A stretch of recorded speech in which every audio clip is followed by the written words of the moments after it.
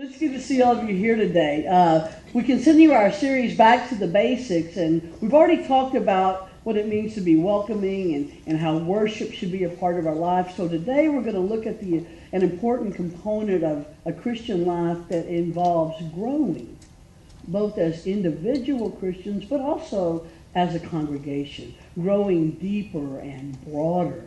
When we talk about growing, I know the first thing that likely comes to mind for some is the adding of numbers to our worship attendance, or increasing our giving, or adding people to the membership roll. And while none of those things would offend me, that's really not what we're talking about here. Our mission statement is to make disciples of Jesus Christ for the transformation of the world. And I'm afraid that too often we think of that in terms of simply recruiting more followers for Jesus. And that, of course, is a component of it. But what if, when we talk about growing, we're simply talking about growing in our own relationship to Christ? Again, as individuals and as a church. Growing is really about the process of moving from being a regular church attender or even a church member to being a full-fledged follower or disciple of Jesus. A disciple is someone who accepts and follows the teachings of a famous person, and for us, that person is, of course, Jesus the Christ. Disciples are learners and followers, not just people who admire Jesus, who like his teachings and think they're pretty cool, who thinks he's a pretty good guy. Disciples are people who are willing to sit at his feet, if you will, to learn the lessons he taught, to embody the love that he shared, to live the life he calls us to lead. So when we talk about growing, we're talking about learning more. We're talking about going deeper. We're talking about becoming more committed to this person we say we follow, to this one who has laid claim to us, even as we claim his name. We're talking about developing a deeper faith, a closer relationship with Jesus and with God's people. As the psalmist put it, we are to be about delighting in God's wisdom, pondering ever more so, watching how God does things. One of the first things a disciple must do is to get to know the one they're following, right? You can't follow somebody if you really don't know them. So that means having this relationship with the living Christ, and it means continually growing in that relationship. Relationships, whether it's a relationship with your spouse, your partner, your best friend, whomever, relationships take time. And they take intentionality, do they not? They usually just don't happenstance. Think about the significant relationships in your life, be that your spouse or your partner, a best friend, your child. Think about how those relationships began and how they have evolved over time, how they continue to grow and change, really in proportion to the amount of time you put into that relationship, to the amount of time you devote to that relationship. In the beginning, we typically spend a lot of time with that other person, talking, listening, sharing ideas, telling stories about our life, sharing things that we're passionate about, the things that we like, the things that we don't like, what we believe, our politics, whatever.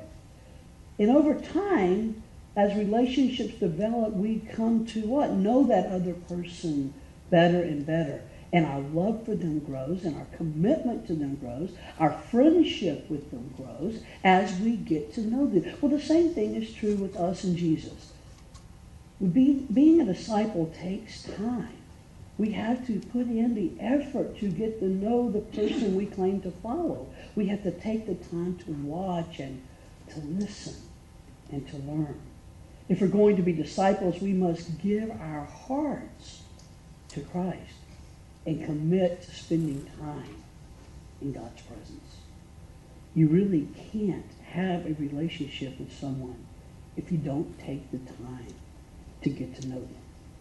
And you can only know someone by spending time with them. Now, this is not my strong suit. Spending time, intentional time, each week, each day, in relationship to Christ, to learning, to studying, meditation, devotion, whatever you want to call it. Not my strong suit. I am not the most disciplined person, and I don't do routines too well. But if I can do it, I'm pretty sure all of you can. And I'm not really good at it, but I keep trying. And all I'm asking is that if you don't already take time, set aside consistent, regular, dedicated time for God in your relationship to Christ, I'm asking you to consider doing that. And you don't have to start big. You don't have to start with 30 minutes or an hour. Start with 5 minutes. Start with 10 minutes. Start where you are. Commit to spending a little time, intentional time, working on your faith life, your spirituality each week. Make it work with your schedule. You know, you might be a person who gets up early before everyone else, and that's the time that you can quietly sit with God and either read scripture or devotional or be in prayer. Maybe you can do it on a break from school or a break from work or at lunch. Maybe you're best at night. You're a night owl, and it's better for you when everybody's gone to bed and you can spend a little time being with God. The point is, you make it fit your personality and you make it fit your schedule. You make it work for you. But you have to start. You have to start. And I'm inviting you, if you haven't already done so, to start tomorrow morning. Don't be like me. When I say I'm going to go to the gym, that I'm going to be intentional about getting in shape and being more healthy. So I've been saying this, well, for years actually, but I started again in January saying I'm going to go to the gym. I'm going to rejoin Planet Fitness, and I'm going to go to the gym at least 3 times a week. And I have every intention of that. And every week I have every intention of that. But it's August, and I've yet to rejoin. So January to August. So don't be like me. Actually, say you're going to do it and commit to it. Commit to spending even just 5 minutes. 5 minutes. If you need some resources, email me. Let me know. You know, one of the things that I really love that makes it easy for someone like me to be more intentional about that spending time with God is I get emailed every day, daily blessings or affirmations, and I also get daily devotionals, and I'll be glad to share those with you. So what that means is every day when I sit down at my computer early in the morning before anyone gets up, and I open up my email, and there they are. And it makes it really hard to not do it because they're staring there. And I'm not telling you I do it every day or I always do it in the morning. But when they're there in my inbox every day, these daily blessings, and I get them from a lot of different sources. There's a lot of good stuff that's out there. And like I said, I'll be glad to share with you. But if I take that time just to read those and to just pause long enough to think about God, to think about my relationship with Christ, to think about my spirituality, it kind of sets the tone for my day, and I see God more regularly throughout the day if I start out with God. But again, make it work your schedule, however it works. But if you need resources, please email me, and I'll be glad to share those. But that's one of the ways that works for me. It's important for us all to work on our relationship with God, to be intentional about it, to be intentional about spending times in God's presence. You know, it's kind of like a plant. You know, you plant something, you have a plant, and I'm really good at killing plants too. You can see there's a theme here in my life. I don't follow through real well. But it's like a plant. You plant it, and then you've really got to be intentional about caring for it, right? You've got to be intentional about nurturing. And then as it grows, if you do those things, if you feed it, you water it, you prune it, you take care of it, then it starts putting down deeper and deeper roots, and then it just begins to flourish. We as Christians, as followers of Jesus, have to sink our roots. And the place to sink those is in God's Word, through the study of Scripture. You know, one of the reasons I'm a United Methodist, one of the things that drew me to the United Methodist Church was John Wesley's understanding of faith and salvation.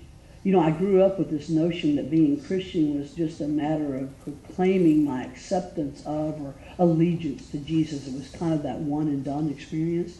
Okay, I've said it, I've given my life to Jesus, and I'm a Christian. Whew, I can stop now.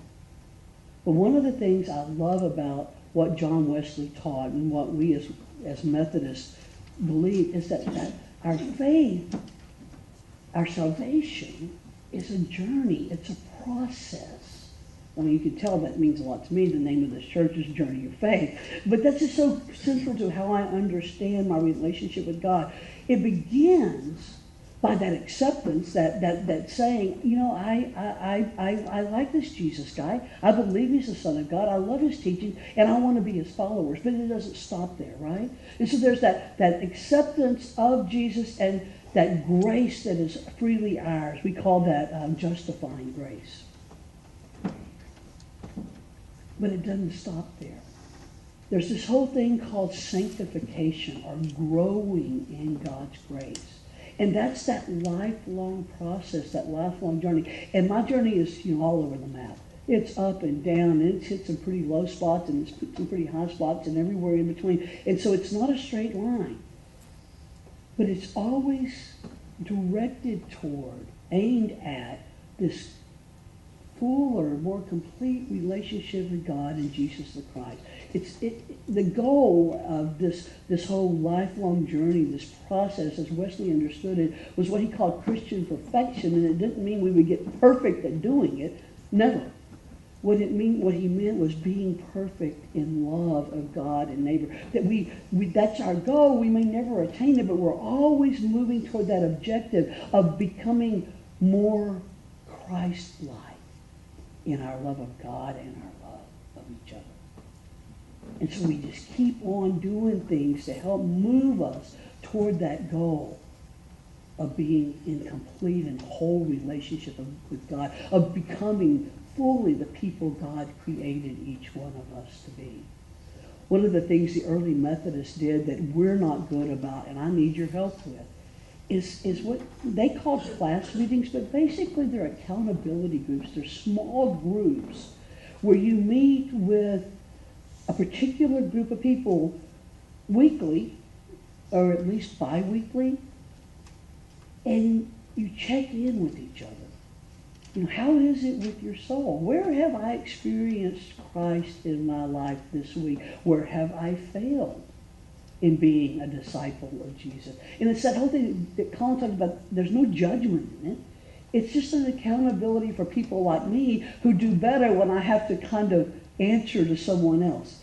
If I have to sit down with you and say, well, I really didn't do so good in being attentive to my devotional life or my reading of Scripture, or, I really failed. I need forgiveness. I need to ask this person for forgiveness, or, I really saw God here this week.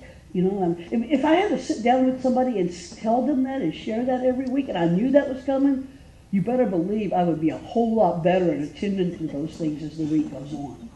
I mean, that's just how I'm wired. The rest of you may be able to discipline yourself and do that on your own. That's just not who I am. So what I want us to start thinking about is how we can develop these accountability groups. And they don't have to look like anything in specific. They can be varied. Heidi's working with Colin on putting together an online Bible study because, I recognize we come from all over this area. We're not just here in Round Rock, we're in Georgetown and Pflugerville and Taylor and Hutto. So we come from a fairly diverse geographical area. And so it's hard sometimes to come to the church to meet. I mean, and our schedules are just so crazy. It's hard to find time for one more thing we have to do every week. But if we have an online group, then you can check in and you can ask each other questions, you can share discussion, and anyway, so they're working on putting that together. So that's one thing. Linda, you talked to me about starting a walking group. A walking group could be an accountability group because when you walk, you talk. And so what's to say you can't go walking for 30 minutes or 45 minutes or whatever with a group of people and talk about your faith walk. Hold each other accountable, but also lift each other up, encourage each other, love each other, accept each other, but help each other grow in faith. So there's all kinds of different ways we can do that. Colin, you were talking about, y'all were kind of starting a little family group with the worship team. The worship team can be an accountability group. Why can't you take, 30 minutes before or after you rehearse on Thursday nights and actually talk about your spirituality. You may already be doing that. But I mean, those things, it can look so many different things, but I need your help. I need you to either volunteer to host one or to put that together, and then I can direct other people your way. I need you to tell me what you need. What would that look like for you? What would work for you in your life, in your schedule, something that you would actually look forward to and do and commit to? That's part of growing in our relationship with Jesus Christ, of becoming a true disciple. A true follower. And I've totally lost my place, but that's okay. Anyway, so those are kind of my thoughts on what it means to grow. Again, John Wesley knew from experience that was an important part of the faith walk, of the faith journey. And so he gave us that tool, and we need to find ways to do that. Please, I want your feedback. I want you to help me design a pathway to discipleship, accountability groups that works for this diverse group of people. Organizing these has not been one of my strengths, but I think it's something we need to do. Because again, being a follower of Jesus is about growing continually in our relationship with God. And it requires that intentionality. It requires cultivation. It requires nurturing. There's no test that one studies for and then passes and says, okay, I'm a follower, I'm a disciple now. My belief is that God is never, ever finished with us. Like I said before, Wesley believed we were always going on toward perfection, that we could always learn more about how to be perfect in loving God, but also loving our neighbor, because the two go hand in hand. And a disciple is simply one who is committed to that growth process. We keep growing so that we can then in turn help others grow as well, starting wherever each one may be in their journey of faith. Whoever you are, wherever you are on your journey of faith, you're welcome in this place. We're called to be growing people. May our prayer ever be that of the psalmist, you, Lord, are blessed.